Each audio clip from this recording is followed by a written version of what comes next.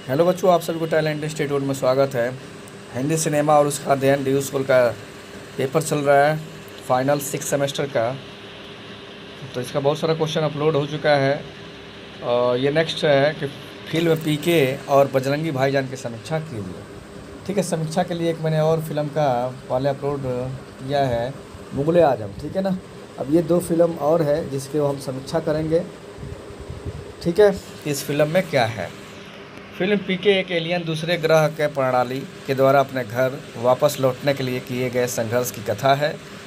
ठीक है, एक एलियन की कहानी है ये। पीके फिल्म का पात्र एक ऐसे ग्रह से पृथ्वी पर आया था जहां न तो कोई भाषा थी, न ही वहां के लोग अपने शरीर को ढकने के लिए वस्त्रों का प्रयोग करते थे। जहां से वो आया था ना एलियन, वहां पर ना भाषा था, ना ही शरीर पे कोई वस्त्र होता था। ठीक है ना, ऐसे नंगे रहता था ना। उस ग्रह पर लोग आपस में संकेतकों, आप लोग तो मूवी देखे होंगे ना, आप लोग देखिए कोई भी मूवी के लिए आएगा समीक्षा करने के लिए तो आप लोग उसका कहानी जो बनाए हैं, कौन कौन क्या उसमें किसका किसका किरदार है, इसको लिख दीजिएगा। ठीक है ना, तो ये समीक्षा हो जाएगा। तो वहाँ के लोग अपने शरीर को ढकने के लिए वस्त्रों का प्रयोग करते थे। उस ग्रह पर लोग आपस में संकेतों के माध्यम से अपने विचारों का आदान प्रदान करते थे, अर्थात वहाँ की भाषा सांकेतिक थी। वैसे देखा जाए तो मूवी क्या होती है, काल्पनिक होती है ना। कोई मूवी रियलिटी पर बनाया जाता है, कोई काल्पनिक पर बनाया जाता है। ठीक है ना। निर्देशक राजकुमार हिरानी जी ने पीके पात्र के माध्यम से कुछ बुराइयों को उजागर किया है। जैसे पीके जग्गू अनुष्का शर्मा से कहता है कि हमारे गोले पर झूठ ना ही बोलत है, दुनिया में झूठ बोलना आम बात हो गई है। ठीक है ना। इसी कारण जग्गू भी पीके आमिर खान के दूसरे ग्रह वाली बातें सुनकर उसका यकीन नहीं करती है। अब जब पीके को एलियन के रूप में दिखाना था तो उसके पास कोई शक्ति को भी दिखाना जाहिर सी बात थी। जैसा कि अन्य फिल्मों में दिखाते हैं कि दूसरे ग्रह से आए प्रणाली के पास कोई ना कोई शक्ति ज़रूर होती है। ठीक है ना, जैसे हम लोग देखे थे कोई मिल गया फिल्म। ठीक है ना, तो वहाँ पर भी एलियन को ही दिखाया गया है। एलियन आता है और ऋतिक रोशन को क्या करता है, जादू सिखाता है, मतलब उसको एनर्जी देता है, शक्ति देता है, और फिर वो अपना फिल्म में दिखाया है। ठीक है ना, तो इसी टाइप का दिखाया जाता है। उसी प्रकार कह रहे हैं कि इस फिल्म में भी पीके के पास एक ऐसी शक्ति है जिसमें वह दूसरे मनुष्य के साथ हाथ पकड़कर उसके मस्तिष्क में क्या चल रहा है यह पता आसानी से लेता है। यही नहीं, एक वेश्या का हाथ पकड़कर पूरे 6 घंटे में वह उस वेश्या को पूरी भाषा अपने अंदर खींच लेता है। इत्तेफाक में से उस महिला की बोली भोजपुरी होती है। फिल्म में भोजपुरी का कमाल दर्शकों को खूब लुभाता है। पूरी फिल्म में आमिर खान भोजपुरी बोलते हुए दिखाई देते हैं। ठीक है, आप लोग देखे ही होंगे। फिल्म की शुरुआत से ही निर्देशक ने पृथ्वी और रहने वाले लोगों की बुराइयों दिखाना शुरू कर दिया, और ये पहली बुराई थी चोरी। पीके का पृथ्वी पर पहला कदम रखते ही उसका वो संकेतक उसके गोले से एक गांव के व्यक्ति द्वारा छीन कर दिखाकर निर्देशक जी ने मनुष्य की पहली बुराई का उजागर कर दिया। उसके गोले में पड़ा हुआ वो संकेतक जो उसके ग्रह में पृथ्वी पर उसके स्थान को संकेत करके बताता, तब उसका यान उसे वापस लेने के लिए पृथ्वी पर आता। संकेतक चोरी होने के बाद पीके पूरी फिल्म में उसी संकेतक को ढूंढता हुआ नजर आता है। ठीक उसी प्रकार जिस प्रकार कोई पक्षी अपनी बसेरा भूलकर इधर उधर घूमता रहता है। पृथ्वी पर आकर पीके को कैसी कैसी कठिनाई का सामना करना पड़ा, इसको निर्देशक साहब ने बड़े ही मनोरंजक ढंग से ठीक उसी प्रकार दिखाया जिस प्रकार जब बच्चा जन्म लेता है तो उसे पृथ्वी के बारे में कुछ नहीं पता होता है, और जैसे जैसे वो बड़ा होता रहता है अपने से बड़ों का अनुकरण करके वो सारी चीज़ें सीखता रहता है। ठीक वही स्थिति थी पीके की, जिसे पृथ्वी के बारे में कुछ नहीं पता था। दूसरे व्यक्तियों को देखकर उनका अनुकरण करके वह पृथ्वी पर मनुष्य की सारी चीज़ें सीखता रहता है। सभी लोगों से अपने संकेतकों के बारे में पूछने पर उसे नकारात्मक ही उत्तर मिलता है। लोग उसे जो बता देते हैं वह वही करने लगता है। लोगों के द्वारा कहने पर तुम्हारे लिए भगवान ही कुछ कर सकता है, यही वाक्य बार बार सुनकर वह भगवान को ढूंढने लगता है। अब बच्चा तो एक परिवार में जन्म लेता है और परिवार से ही वह भगवान के बारे में जानता है। यहाँ पीके है जो कि पृथ्वी पर बड़ा होकर ही आया भगवान से मिलने के लिए, वह भगवान को ढूंढने के लिए पोस्टर भी छपवाता है जिस पर लिखा होता है लापता और नीचे होती है भगवान की तस्वीर। ठीक है, हिंदू मुस्लिम सिख ईसाई सभी धर्मों को भगवान से वह अपने उस संकेतक की मांग करता है जिससे वह अपने घर वापस जा सके। इसी प्रयास में वह सभी धर्मों के रीति रिवाज का अनुसरण करता है और भगवान से प्रार्थना करता है। ये सब करने के बाद भी उसका संकेतक उसके हाथ नहीं लगता तो वह सोचता कि शायद उसकी बात शायद भगवान तक नहीं पहुंच रही है। एक कार्यक्रम के दौरान पीके अपना संकेतक तपस्वी बाबा के पास देखकर दौड़कर उसे पाने की कोशिश करता है, लेकिन उसके संकेतक को भगवान शंकर के डमरू से टूटा हुआ मनका बताकर उसे सुरक्षा कर्मियों के द्वारा बाहर निकाल दिया जाता है। ठीक है ना, ये सब जानकर जग्गू पीके के द्वारा तपस्वी बाबा के ढोंगों को पर्दाफाश करने का विचार बनाती है। पीके का साथ लेकर जग्गू ने आम नागरिकों को जागरूक किया, जिससे लोग तपस्वी बाबा के द्वारा बताई गई गलत बातों का प्रतिकार करने लगे। जो जग्गू और उसकी न्यूज़ रिपोर्टर टीम का मकसद था उसमें उन्हें कामयाबी मिलने का आसार लगने लगे। पीके का साथ लेकर जग्गू की टीम ने अंत में ढोंगी बाबा तपस्वी बाबा के ढोंग का भरा घड़ा फोड़ दिया, जो वर्तमान में चल रही गतिविधियों पर भी कटाक्ष करता है। अंत में पीके ने जग्गू को उस लड़के से भी मिलवाया जिससे वह और वो लड़का सरफराज बेइंतहा मोहब्बत किया करते थे, लेकिन तपस्वी बाबा की भविष्यवाणी जग्गू के दिमाग में बैठ जाने के कारण जग्गू गलतफहमी का शिकार हो जाती है। ये सस्पेंस निर्देशक द्वारा अंत में खोलने की वजह से दर्शकों में रोमांच पैदा हो गया और पिक्चर हॉल तालियां की गड़गड़ाहट में से गूंज उठाता है। कहानीकार और निर्देशक साहब दोनों ने इस फिल्म की रचना करके बेशक समाज में परिवर्तन लाने का प्रयास किया है। अंत के दृश्य में यह भी दिखाया कि पीके जब अपने ग्रह को वापस लौट रहा होता है तो जग्गू ने बिछड़ने के गम में उसकी आंखों में आंसू होता है।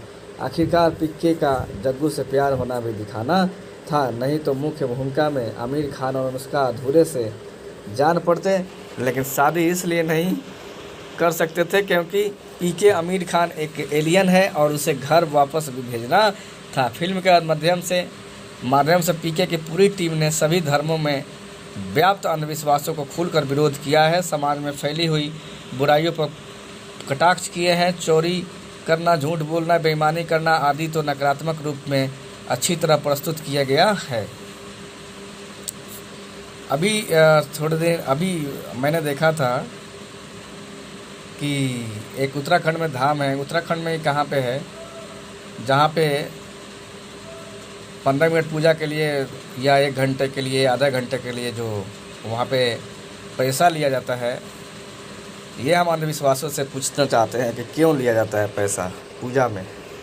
ठीक है ना, आप लोग गलत मत समझिएगा, ये सब पंडित लोग की कमाई है और ये नहीं होना चाहिए, ये गलत बात है। पैसा लेना, पैसा लेकर के पूजा करना, ये गलत बात है। भगवान तो मांगते नहीं है पैसा आपसे। चलिए कोई नहीं, हम लोग अपने टॉपिक पे आते हैं। अब देखिए यहाँ पे हम लोग ने पीके के बारे में बताया, उसके बाद हम लोग आ जाते हैं बजरंगी भाईजान का, फिर हम लोग समीक्षा करने वाले हैं। तो बजरंगी भाईजान बड़े सहज तरीके से भारतीय और पाकिस्तानी समाज में सालों से जमी गलतफहमी की काई को खुरच देती है। ठीक है ना, बजरंगी भाईजान जो ऐसी फिल्म है तो पाकिस्तानी समाज और हमारे जो इंडियन समाज में है खुरच देती है। पॉपुलर कल्चर में इससे अधिक की उम्मीद करना उचित नहीं है। सिनेमा समाज को प्रभावित जरूर करता है, लेकिन दुष्प्रभाव ही ज़्यादा दिखते हैं, सदप्रभाव होता है। तो बजरंगी भाईजान का स्पष्ट संदेश है कि दोनों देशों के जनता नेक दिल और मानवीय है। ठीक है ना। पवन कुमार चतुर्वेदी और बजरंगी मध्यवर्गीय हिंदू परिवार में पाला भोंदू किस्म का लड़का है। ठीक है ना। हाँ, उसकी खासियत है बजरंगबली का भक्त है और सच्चा या ईमानदार लड़का है जो पढ़ाई से लेकर तो हर मामले में जीरो है। लगातार फेल होने वाला पवन जब पास हो जाता है तो उसके पिता सदमे से ही मर जाते हैं। बजरंगबली का वह भक्त है। बजरंगबली का मुखौटा लगाए कोई जा रहा हो तो उसमें भी पवन को भगवान नज़र आते हैं। उसके पिता कुछ कमाने के उद्देश्य से उसे दिल्ली जाने की सलाह देते हैं। दिल्ली पहुंचने पर पवन की मुलाकात रसिका से होती है। दोनों के बीच स्वाभाविक प्रेम होता है। इस बीच एक गूंगी बच्ची भी उसके जीवन में आ जाती है। भटकी लड़की को उसके माँ बाप से मिलाने की कोशिश में बजरंगी गहरे फंसता जाता है। कहानी के आगे बढ़ती है, कहानी आगे बढ़ती है और पता चलता है कि बच्ची तो पाकिस्तान की है। ठीक है, आप लोगों ने देखा ही होगा, बहुत मज़ेदार कहानी था। कई बार तर्क और कारण पर ध्यान नहीं दिया जाता। शायद लेखक निर्देशक जल्दी से अपने ध्येय तक पहुंचना चाहते थे। वे दर्शकों को भावनात्मक रूप से झकझोरना चाहते हैं, जिसमें काफ़ी हद तक वे सफल भी हुए हैं। इसमें उनकी सहायता पाकिस्तानी टीवी रिपोर्टर चांद करता है। ठीक है ना। फिल्म जब ख़त्म होती है तो सभी की आंखें नम होती है। गूंगी बच्ची, जिसे पवन मुन्नी कहता है और जो अपने माँ बाप की शाहिदा है, उसकी अंतिम पुकार दर्शकों को हिला देती है। बजरंगी भाईजान हिंदी सिनेमा के इतिहास को उन चंद फिल्मों में से एक होगी जिसमें पाकिस्तान को दुश्मन देश के तौर पर नहीं दिखाया गया है, देशभक्ति के नाम पर गालियां नहीं दी गई है। इसमें उन धारणाओं के प्रसंग है जिसमें गलतफहमियों जाहिर होती है। दोनों देशों के शासकों और राजनीतिक भक्त शक्तियों ने इस वैमनस्य को बढ़ाया है। बजरंगी भाईजान मानवीय और सौहार्दपूर्ण तरीके से उन धारणाओं को छेड़ती है। गलतफहमियां दोनों तरफ से है। भारत में रहते हुए हम अपनी कमियों से परिचित होते हैं और पाकिस्तान में पहुंचने पर वहां मौजूद गलतफहमियों से रूबरू होते हैं। पवन की तरह ही भोंदू टीवी रिपोर्टर के इंसानियत जागती है। बजरंगी में भाईजान लफ्ज़ जुड़ता है और हम देखते हैं कि कैसे दिल पिघलते हैं।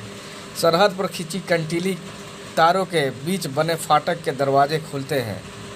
बजरंगी भाईजान दोनों देशों की करीब लाने का नेक प्रयास करती है। कलाकारों में हर्षाली मल्होत्रा अपनी मासूमियत से दिल जीत लेती है। वह गूंगी है लेकिन आंखों और चेहरों से प्रेम का इजहार करती है।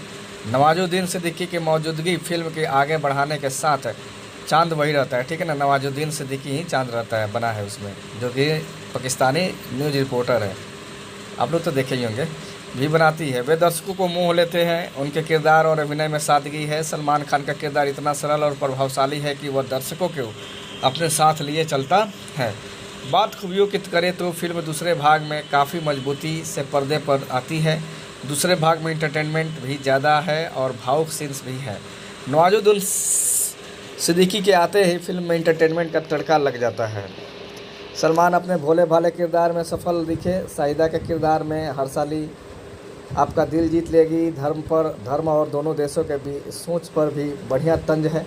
करीना का किरदार सदा और सहज है। फिल्म के गाने ठीक है और सेल्फी ले ले और भर दे झोली के अलावा कोई और गाना आपकी ज़ुबान पर शायद न टिके। फिल्म का स्क्रीन प्ले कसा हुआ है और निर्देशन पर भी अच्छी पकड़ है। भारत पाकिस्तान के खट्टे मीठे रिश्तों ने हमेशा ही फिल्मकारों को आकर्षित किया है। गदर जैसी फिल्मों में खटापन ज़्यादा था तो बजरंगी भाईजान में इन पड़ोसी देशों के बारे में मिठास ज़्यादा मिलती है। गदर में अपनी पत्नी को लेने के लिए सनी देओल पाकिस्तान में जा खड़े हुए और पूरी फौज को उन्होंने पछाड़ दिया था। बजरंगी भाईजान ने पाकिस्तानी से आई बालिका को छोड़ने सलमान खान भारत से वहां जा पहुंचते हैं, जहां उन्हें कई मददगार लोग मिलते हैं। उनके व्यवहार से महसूस होता है कि दोनों देशों में कि आम इंसान अमन, चैन और शांति चाहते हैं, लेकिन राजनीतिक स्तर पर दीवारें खड़ी कर दी गई है और कुछ लोग इस दीवारों की ऊंची करने में लगे रहते हैं। तो कुल मिलाकर सीधी सरल फिल्म है बजरंगी भाईजान, जो आपको हंसाएगी भी, पर फिल्म में तर्क न ढूंढे तो बेहतर होगा।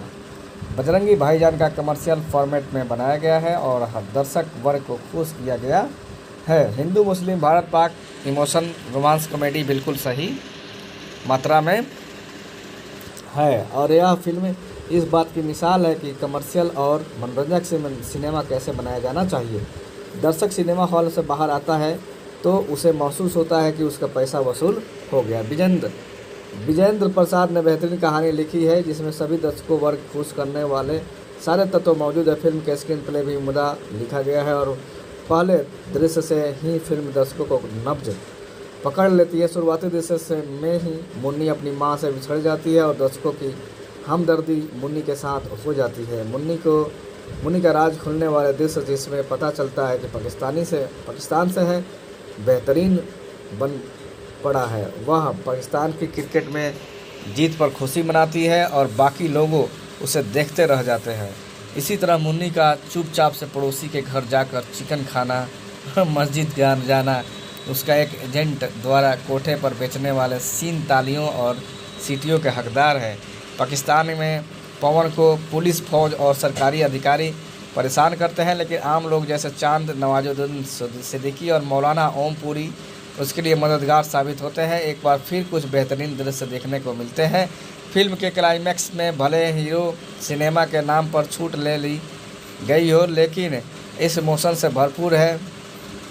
भारत पाक दोनों ओर की जनता का पवन को पूरा समर्थन मिलता है और उसे एक सही मायने में हीरो की तरह पेश किया गया। एक ऐसा हीरो जिसे आम दर्शक बार बार रुपहले पर्दे पर देखना चाहता है। गूंगी मुन्नी के फिल्म का अंत में बोलने लगने लगती है। भले ही यह बात तार्किक रूप से सही नहीं लेकिन यह सिनेमा का जादू है कि देखते समय यह दृश्य बहुत अच्छा लगता है।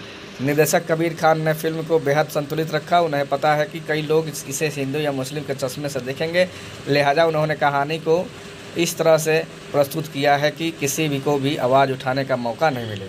और आजकल हमारे देश में तो बस हिंदू मुस्लिम ही चल रहा है, बस रोज़गार ख़त्म है, बस हिंदू मुस्लिम करिए, मस्जिद और मंदिर करिए, ठीक है ना, बस और कुछ नहीं। उन्होंने फिल्म को उपदेशात्मक होने से बचाए रखा। तर्क की बात की जाए तो कई प्रश्न ऐसे हैं जो दिमाग में उठते हैं, जैसे क्या बिना वीज़ा के लिए गैर कानूनी तरीके से किसी देश में घुसना ठीक है? सीमा पार करते ही पवन को पाकिस्तानी फ़ौज पकड़ लेती है और फिर से छोड़ देते हैं, क्यों? मुन्नी की माँ अपनी बेटी के ढूंढने की कोशिश क्यों नहीं करती है? अव्वल तो ये कि फिल्म में इमोशन और मनोरंजन को बहाव इतना ज़्यादा है कि आप इस तरह के सवालों को इग्नोर कर देते हैं। वही इशारों में हम तो पूछते हैं भाई, हम तो सवाल किए थे, हम लोग तो सोचे कि भाई उसकी मम्मी क्यों नहीं कभी आई पहले, है ना, बाद में एकदम आती है जब पवन जाते हैं, जब सलमान खान जाते हैं पाकिस्तान। तो देखिए भाई, इनके जवाब भी मिलते हैं। पाकिस्तानी फ़ौज सोचते हैं कि इस आदमी की स्थिति इतनी विकट है कि कानूनी रूप से वे चाहे तो कभी भी मदद नहीं कर सकते, लेकिन इंसानियत के नाते तो कर ही सकते हैं। धर्म और कानून से भी बढ़कर इंसानियत होती है।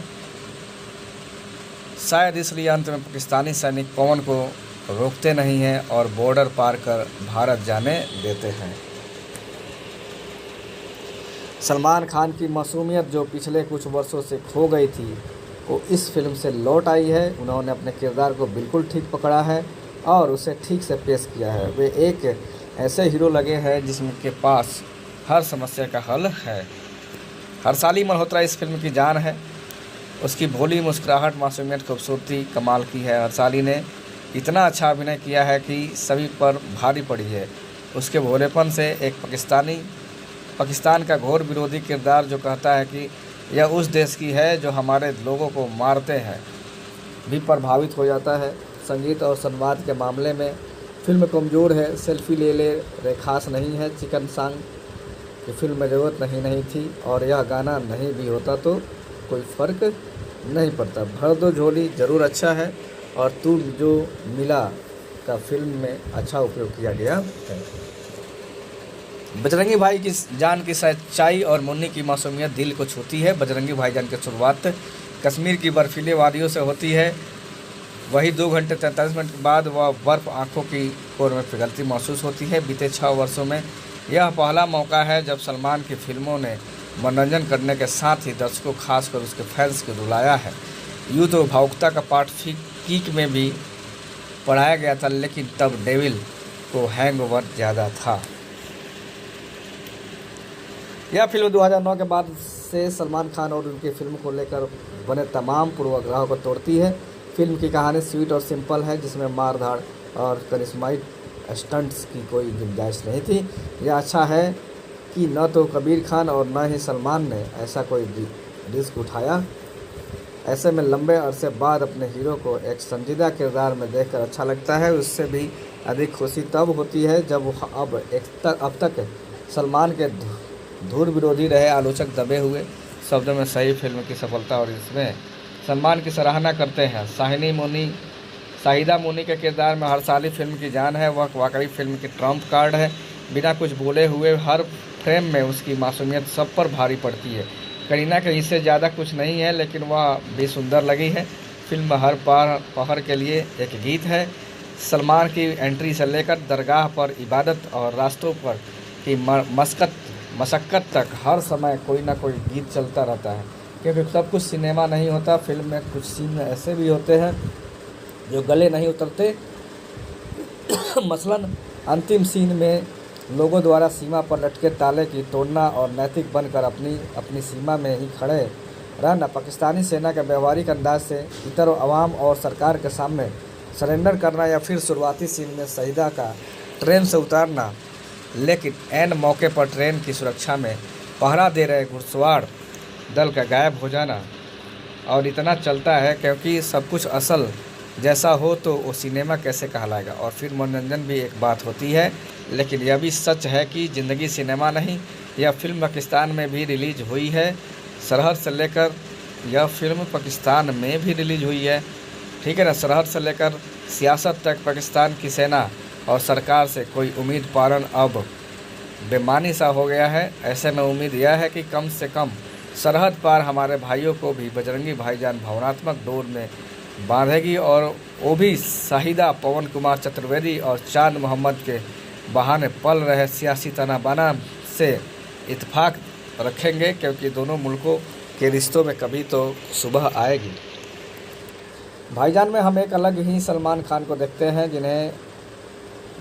जिन्हें इससे पहले हमने स्क्रीन पर नहीं देखा है। यहाँ उनकी चाल में वो अकड़ नहीं है, ना उनकी सिग्नेचर पंचलाइन है, और ना ही वो एक बार भी अपनी शर्ट फाड़ते हैं। अपनी larger than life action hero का छवि को अलविदा कहते हुए इस सरहद पार कहानी से सलमान खान शांति और अमन की छवि पेश करते हैं, जिसका नतीजा ये है कि पिछले कुछ सालों में ये सलमान खान की शायद सबसे तार्किक फिल्म है। ठीक है बच्चों, तो यहीं तक हम लोग समीक्षा किए 2 फिल्मों का, ठीक है ना। और ये भी पूछा हुआ क्वेश्चन है, तो इसलिए आप लोग से मैंने फ़िल्म जो देखे हैं आप लोग, अगर आता है तो उसके बारे में लिख दीजिएगा, और कैसे समीक्षा की जाती है आप लोग पढ़ लीजिएगा। और कोई भी फिल्म के बारे में पूछता है जो कि आप थोड़ा मोड़ा जानते हैं तो आप लोग लिख सकते हैं, ठीक है बच्चों। तो चलिए आप लोग लिखिए, और हाँ, आप लोग को अगर अच्छा लगता है और आप लोग को हेल्प होता है हमारे चैनल से, तो ज़रूर चैनल को सब्सक्राइब कर लीजिएगा आप आगे के हेल्प के लिए, और वीडियो को शेयर कर दीजिएगा अपने दोस्तों में जो अभी तक जानते नहीं हैं। ओके बच्चों, चलिए, okay, thank you so much.